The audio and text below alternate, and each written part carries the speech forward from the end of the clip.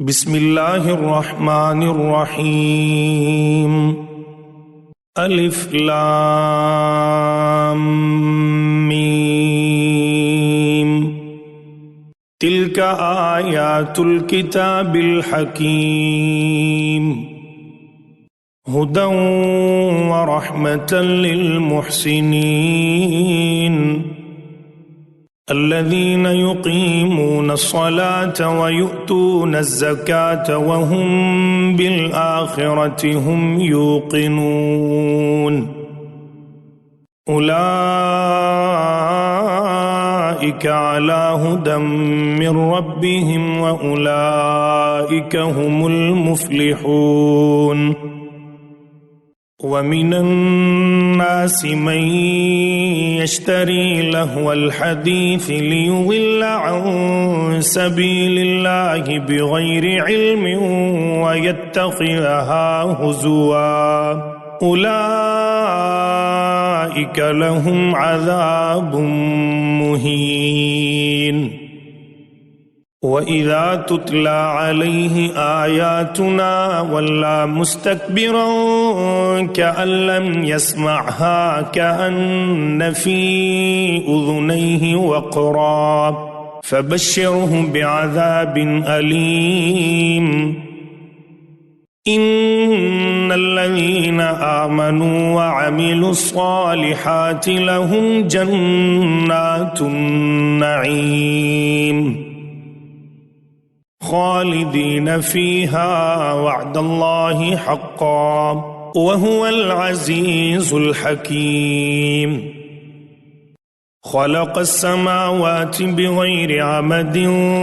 ترونها وألقى في الأرض رواسي أن تميد بكم وبث فيها من كل دابة وأنزلنا من السماء ماء فأنبتنا فيها من كل زوج كريم. هذا خلق الله فأروني ماذا خلق الذين من دونه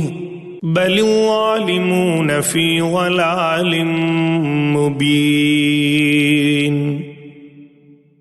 ولقد آتينا لقمان الحكمة أن اشكر لله ومن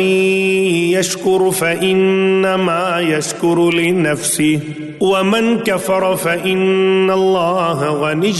حميد.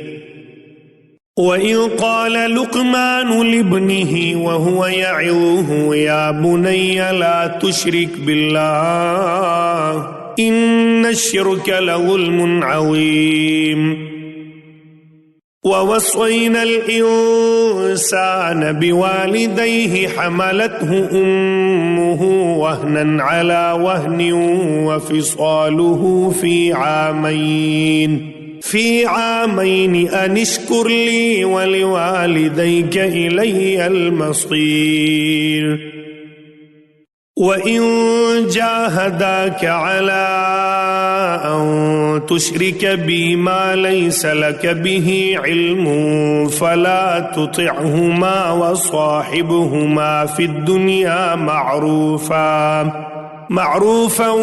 واتبع سبيل من أناب إلي ثم إلي مرجعكم فأنبئكم بما كنتم تعملون. يا بني إنها إن تك مثقال حبة من خردل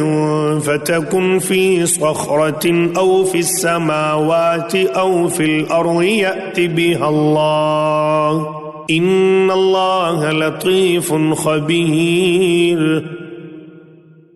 يا بني أقم الصلاة وأمر بالمعروف وانه عن المنكر واصبر على ما أصابك إن ذلك من عزم الأمور.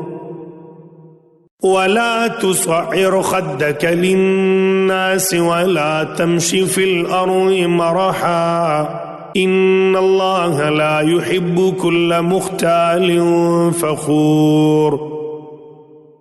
واقصد في مشيك واغضض من صوتك إن أنكر الأصوات لصوت الحمير ألم تروا أن الله سخر لكم ما في السماوات وما في الأرض وأسبغ عليكم نعمه ظاهرة وباطنة ومن الناس من يجادل في الله بغير علم ولا هدى ولا كتاب منير وإذا قيل لهم اتبعوا ما أنزل الله قالوا بل نتبع ما وجدنا عليه آباءنا أولو كان الشيطان يدعوهم إلى عذاب السعير ومن يسلم وجهه إلى الله وهو محسن فقد استمسك بالعروة الوثقى وإلى الله عاقبة الأمور ومن كفر فلا يحزنك كفره إلينا مرجعهم فننبئهم بما عملوا إن الله عليم بذات الصدور نمتعهم قليلا ثم نضطرهم إلى عذاب غليظ ولئن سألتهم من خلق السماوات والأرض ليقولن الله قل الحمد لله بل أكثرهم لا يعلمون لله ما في السماوات والأرض إن الله هو الغني الحميد ولو أن ما في الأرض من شجرة أقلام والبحر يمده من بعده 7 أبحر ما نفدت كلمات الله إن الله عزيز حكيم ما خلقكم ولا بعثكم إلا كنفس واحدة إن الله سميع بصير ألم تر أن الله يولج الليل في النهار ويولج النهار في الليل وسخر الشمس والقمر كل يجري إلى أجل مسمى وأن الله بما تعملون خبير ذلك بأن الله هو الحق وأن ما يدعون من دونه الباطل وأن الله هو العلي الكبير ألم تر أن الفلك تجري في البحر بنعمة الله ليريكم من آياته إن في ذلك لآيات لكل صبار شكور وإذا غشيهم موج كالظلل دعوا الله مخلصين له الدين فلما نجاهم إلى البر فمنهم مقتصد وما يجحد بآياتنا إلا كل ختار كفور يا أيها الناس اتقوا ربكم واخشوا يوما لا يجزي والد عن ولده ولا مولود هو جاز عن